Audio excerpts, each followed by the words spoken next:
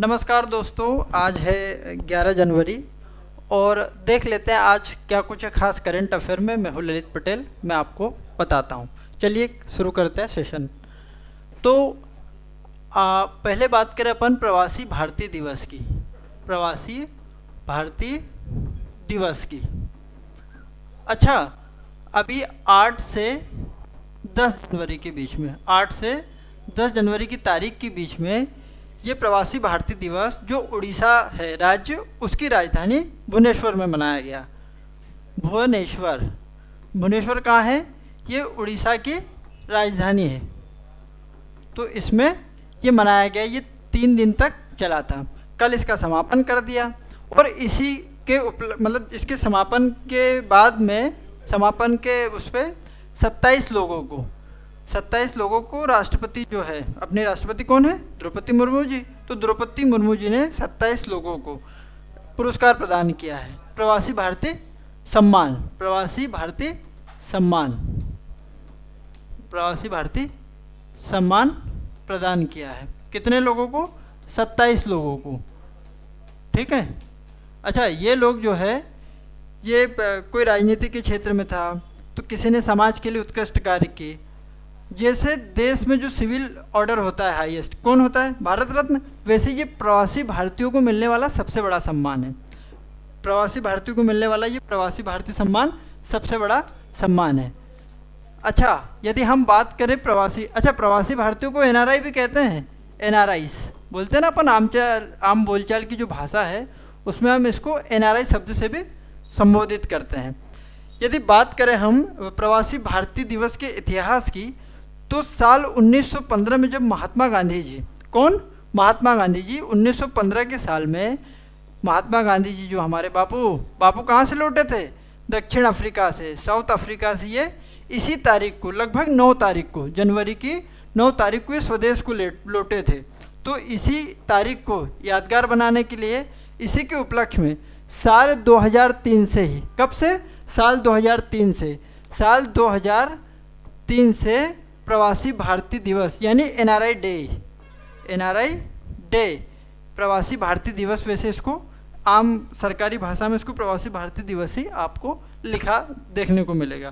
तो इसकी शुरुआत तभी से हुई है, 2003 के साल से। अच्छा, जब 2015 में सरकार बनी, किसकी बनी? अभी मोदी जी की। तो इन्होंने साल 2015 के साल से इसको एक सम्मेलन के रूप में द्विवार्षिक मतलब 2 वर्ष में एक बार इसको सम्मेलन के रूप में आयोजित करना शुरू कर दिया। अच्छा भाई, ये ऐसा क्यों किया होगा इसको सम्मेलन के रूप में? तो जो भारतीय लोग हैं, आज पूरे विश्व भर में रह रहे हैं भारतीय लोग, और अनेक क्षेत्रों में अपनी अलग अलग उपलब्धियों के चलते वो नाम भी कमा रहे हैं। तो उनको एक साझा मंच दे ताकि वो अपनी जड़ों से, अपनी संस्कृति, सभ्यता और देश से जुड़े रहे। यदि वे लोग भारत के विकास में यदि योगदान भी देना चाहते हैं, भाई वो विदेश में रह रहे हैं, पैसा कमा रहे हैं, वहाँ जो भी काम कर रहे हैं उसमें बहुत बड़े उनके नाम हैं, कोई देश के राष्ट्रपति बन गए हैं, कई बड़े डॉक्टर हैं, इंजीनियर हैं, तो वो इस सम्मेलन में आते हैं और वे जो उद्यमी है वो अपने देश में निवेश भी करें ताकि हमारा जो देश है वो प्रगति पे चले। भाई कहीं ना कहीं भारत के तो लोग हैं, तो उनमें जो भारतीयता का भाव है, उस भारतीयता के भाव को जिंदा रहने की एक पहल है। ये सम्मेलन उन्हें एक मंच प्रदान देता है, जो वहाँ वैचारिक रूप से अपने विचार भी अब मंच देगा। सम्मेलन होगा तो वहाँ जब लोग आएंगे विश्व भर से, तो वो एक दूसरे से साझा भी अपने जो विचार है उनका भी क्या होगा? आदान प्रदान होगा, है कि नहीं? तो इसी उद्देश्य की पूर्ति के लिए ही प्रवासी भारतीय दिवस को मनाया जा रहा है। ठीक है। अब बात यदि अपन करें एक दूसरी, तो कल ही 10 जनवरी के दिन ही विश्व हिंदी दिवस भी था। विश्व हिंदी दिवस। अच्छा, यदि बात करें विश्व हिंदी दिवस की, तो पहली बार 1975 के साल में, कब? 1975 के साल में पहली बार जो देश की प्रधानमंत्री थी इंदिरा गांधी जी, उनके शासनकाल में, इंदिरा गांधी जी के शासनकाल में इसकी पहली बार शुरुआत की थी। अच्छा, जैसे नाम से आपको समझ में आ रहा होगा विश्व हिंदी दिवस, तो हिंदी जो भाषा है, हमारी मातृभाषा राष्ट्रभाषा क्या है, हिंदी है। तो हिंदी जो भाषा है इसको पूरे विश्व भर में इसका प्रचार प्रसार हो और अधिक लोग जो हिंदी भाषी है इस भाषा से जुड़े रहे। भाई विदेशों में भी आज हिंदी भाषी काफ़ी लोग रहते हैं। दुनिया की तीसरी सबसे ज़्यादा बोली जाने वाली भाषा है, यदि पहली मंदारिन जो चाइना की है, दूसरी जो अंग्रेजी भाषा है जो काफ़ी देशों में बोली जाती है, उसके बाद में भारतीय भाषा हिंदी का ही नाम आता है। तो ये बहुत ज़्यादा व्यापक स्तर पर बोली जाने वाली भाषा है। और इसी के गौरव को बनाए रखने के लिए ये पहली बार 1975 के साल में नागपुर जो शहर है, नागपुर शहर कहाँ है, महाराष्ट्र का जो नागपुर शहर है, वहाँ पे पहली बार विश्व हिंदी दिवस के रूप मतलब इसका एक आयोजन किया था, एक सम्मेलन का, और वहीं से इसकी कहीं ना कहीं नींव पड़ी। और साल 2006 में, कब, साल 2006 के साल में जब पीएम बने कौन, मनमोहन सिंह जी, तो इन्होंने तब से इसको विश्व हिंदी दिवस को प्रतिवर्ष मनाना चालू कर दिया। कब, 10 जनवरी के दिन। अच्छा, पहली बार ये 10 जनवरी 1975 को विश्व सम्मेलन हुआ था एक हिंदी का, तो उसी तारीख को यादगार बनाने के लिए फिर क्या कर दिया कि 10 जनवरी 2006 से इसको घोषित कर दिया हिंदी दिवस के रूप में प्रतिवर्ष मनाना।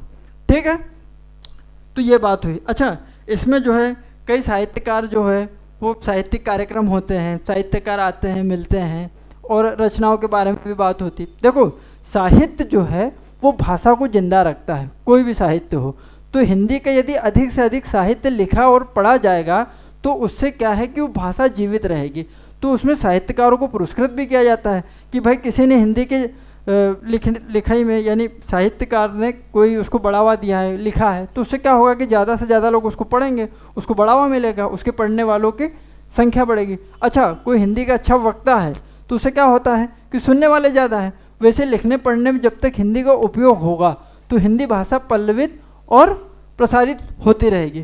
तो इसी के लिए जो साहित्यकार है वो भी लिखाई अपनी जारी रखें। अरे भाई, मोटिवेशन कैसे मिलता है आपको और हमको भी, कैसे भाई, हमको पुरस्कृत करेंगे तो हमको मोटिवेशन मिलेगा, तो ऐसे ही उनको भी पुरस्कृत किया जाता है। तो यहाँ पे कुछ साहित्यकारों को पुरस्कार भी दिए गए।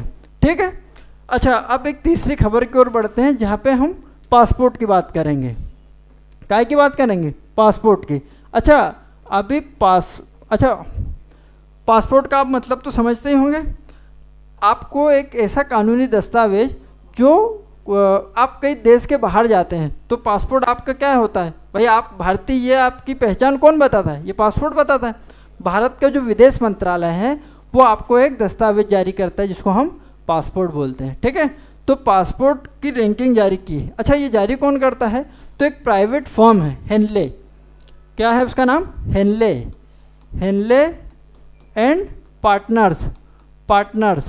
तो हेनले एंड पार्टनर्स जो है ये एक प्राइवेट फर्म है, तो ये पासपोर्ट की रैंकिंग जारी करती है। अच्छा, इसका जो आधार होता है, यदि मैं इसके आधार की बात करूं तो IA, ये इंटरनेशनल जो एयर ट्रैफिक एसोसिएशन है, इंटरनेशनल एयर ट्रैफिक एसोसिएशन। तो ये इसका जो डाटा आता है भाई, ये हर साल डाटा जारी करता है कि कौन से देश की यात्री कहाँ गए, क्या उनकी सुरक्षा के मापदंड, इसमें पूरा उनका एक मापदंड होते हैं। वो पैरामीटर पे खरा जो उतरता है देश, और उस हिसाब से ये रैंकिंग बनाते हैं। तो इसमें पहले पायदान पर पिछले साल जैसे ही इस साल भी सिंगापुर रहा। सिंगापुर को तकरीबन 195 देश के लोग वीज़ा फ्री देते हैं। क्या करते हैं? वीज़ा फ्री एंट्री देते हैं। अच्छा, वीज़ा वो दस्तावेज है जो अन्य देश से हमको उस देश में जाने के लिए लेना होता है। जैसे मुझे आपके घर में जाना है तो मुझे एक आपका अनुमति पत्र चाहिए ना, तो वो अनुमति पत्र होता है, उसे वीज़ा कहते हैं। और जो मेरी पहचान का पत्र, जो मेरे देश, जिस देश का मैं निवासी हूँ, वो जारी करेगा, उसको पासपोर्ट कहते हैं। तो जो वीज़ा फ्री एक्सेस होता है तो वो इसका सबसे प्राथमिक फर्स्ट पैरामीटर है कि आपको कितने देश वीज़ा फ्री एंट्री दे रहे हैं। तो जो सिंगापुर देश है उसको दुनिया के 199 देशों में तकरीबन 195 देश है वो वीज़ा फ्री एक्सेस दे रहे हैं। यदि मैं बात करूँ अपने देश भारतवर्ष की, तो भारतवर्ष को लगभग 57 देश है वो वीज़ा फ्री एक्सेस देते हैं। अच्छा, जितने अधिक देश हमको वीज़ा फ्री एक्सेस देंगे तो वो हमारे पासपोर्ट की मजबूती को, हमारे राष्ट्र की मजबूती को दर्शाता है। इसमें ये रैंकिंग जारी करने वाली जो संस्था है, ये इसमें ये भी देखती है कि उस देश में आज पॉलिटिकल जो स्टेबिलिटी है वो क्या है। देखिए समझिए बात को। अच्छा, इसमें उसकी पॉलिटिकल जो स्टेबिलिटी है वो भी देखी जाएगी। एक चीज़ भाई, कोई राजनीतिक रूप से वहाँ सक्षम है, सशक्त है देश, तो उसमें जाना जाएगा। जहाँ पर राजनीतिक उठापटक तख्ता पलट होगा, जैसे हाल ही के दिनों में बांग्लादेश में, तो आप टूरिज़्म या पर्यटक के रूप में भी या किसी भी रूप में वहाँ जाने से आप कतराएंगे, बचेंगे। जैसे सीरिया में पिछले दिनों वॉर की स्थिति रही, तो वहाँ पे जो सामाजिक हिंसा हुई, उसमें समाज की एक बड़ी क्षति होती है ना भाई। हिंसा होती तो क्या होती, जानमाल का नुकसान होता है। तो ऐसी जगह पे भी आप, तो वहाँ कोई वायलेंस तो नहीं है, तो ये भी देखा जाता है कि कोई वायलेंस वगैरह तो नहीं है। तो ये वहाँ लोग जाने से क्या करते हैं, कतराते हैं। अब भाई जहाँ जद लगे हो वहाँ आप कहाँ जाओगे, मरने जाओगे, वहाँ कोई नहीं जाएगा। अब तीसरी बात करें तो सबसे मेन भाई पैसा, जिसके पास रुपये पैसा है तो उसको हम आसानी से हम एक्सेस देने के, कोई भी जैसे हमारे घर भी कोई बड़ा आदमी है तो उससे हम पहचान रखते हैं कि नहीं, अरे यार फलाने जी हमारे रिश्तेदार है, भले ही ना रिश्तेदार हो। क्यों? क्योंकि भाई फलाने जी आएंगे तो कुछ दे के जाएंगे। करोड़पति देश का आदमी आएगा तो कुछ दे के जाएगा, भूखा नंगा आएगा तो क्या दे के जाएगा भाई, कुछ नहीं दे के जाएगा। ठीक है, तो करोड़पति देश का आदमी आएगा तो दे के जाएगा, वो पर्यटक बन के आएगा। तो मालूम पड़ा जयपुर घूमने आया तो जयपुर में गाइड मिला तो उसने उसको दिल्ली ले गया, वहाँ भी घुमा दिया। बोला अरे यार केरल तो और अच्छा है, तो केरल भी घुमा दिया। देखने आया था जयपुर, दिखा दिया पूरा भारत, क्योंकि उसके पास माल है। ठीक है, तो ये होता है। तो वहाँ की जीडीपी यानी वहाँ की जो अर्थव्यवस्था है वो कैसी है, जीडीपी या उसका सीधा संबंध कैसे है, अर्थव्यवस्था से। वो अर्थव्यवस्था का सरोकार सीधे किससे होता है, वहाँ के नागरिकों से, वहाँ की जनता से।